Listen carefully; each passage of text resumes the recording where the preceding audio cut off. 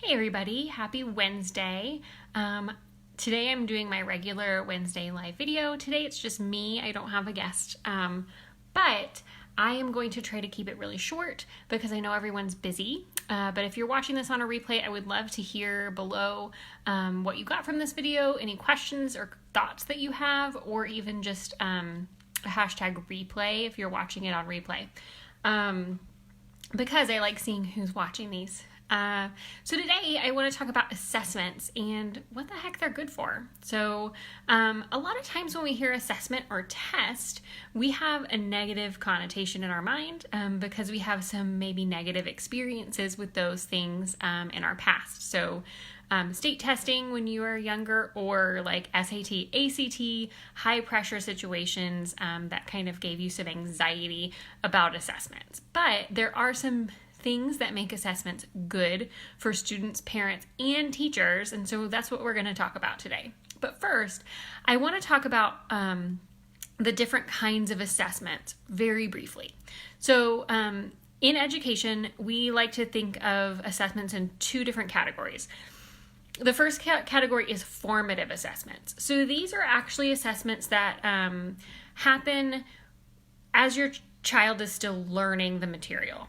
So they're in the unit, or they're in that module of information, and they are taking an assessment to see how they're doing with it. So traditionally, you might think of these as like quizzes that are happening for the teacher and the student to understand, like, hey, this is what I get, this is what I don't. Your child's teacher probably is doing formative assessments that you might not even know about. Because it doesn't have to just be a paper and pencil quiz. It can be the teacher asking your child a question. It can be them giving them an exit ticket and asking them to do a warm-up. There's a lot of ways that teachers like to monitor student learning to make sure that they're reaching them and that they're learning what they're supposed to be learning.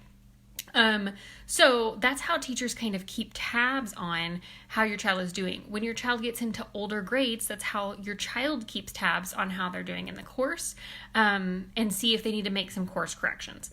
So then the second category of assessment is a summative assessment. And this is what we would traditionally think of like an end of unit test, where you've learned, and then the teacher says, okay, we're going to have a test on Friday. And then that test is going to kind of sum up everything that you've learned. So the summative assessment happens kind of after all of the information has been learned, and then your child is taking that assessment to show what they gained from that period of time, that chapter, that unit. Or even a summative assessment would be like the state's end of year assessment that your child takes every year. After a lot of places, you take it after third grade.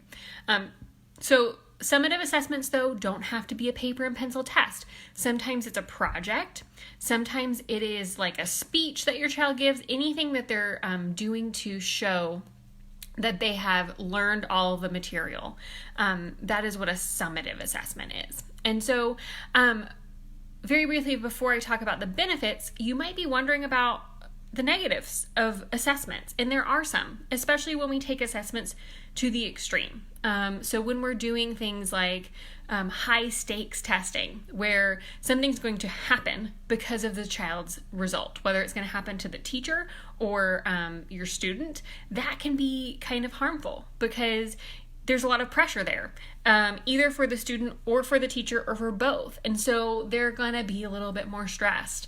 And it's not really there to help anybody alter their learning or show their learning and then get some help with what they need to learn that they haven't learned yet. Instead, it's just kind of a one-off measurement of your child's knowledge. And a lot of times that's not a measurement, especially the state tests, that is really representative of what your child knows, because they may not have the context to understand the questions, or they may have test anxiety. It can become something that doesn't show a accurate depiction of what's going on. But there are a lot of ways that assessments, especially done in the classroom, those traditional tests, paper and pencil, Scantron, or projects or quizzes can be really helpful for students, teachers, and parents.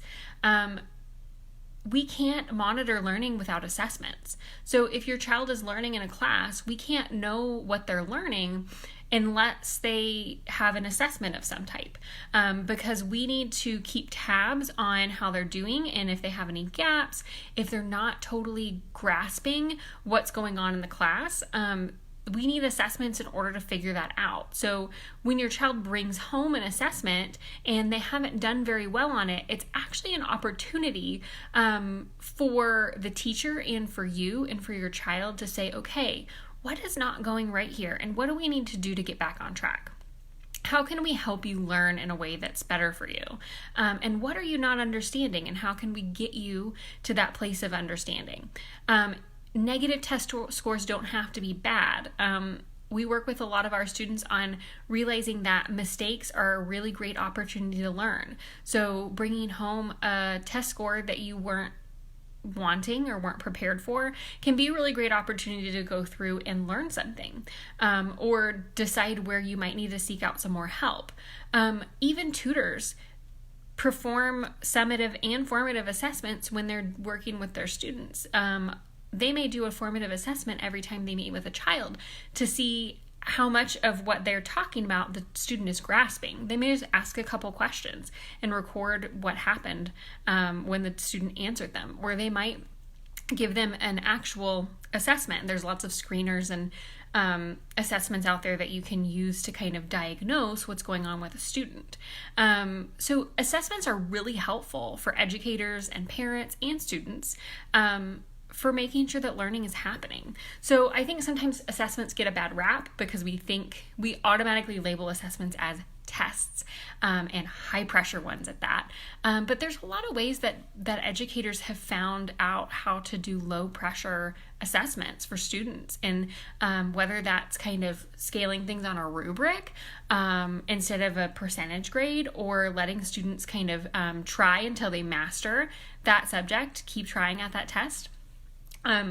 There's some really great things going on in education right now when it comes to assessments. So I wonder what your experience with assessments are, what you do when your child brings home an assessment, what you do when you see something that's not something you were expecting on an assessment.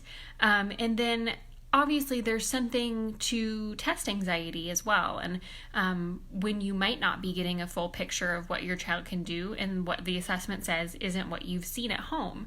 And we talk about test anxiety in some of the videos that I've done, and I'm going to talk about it again.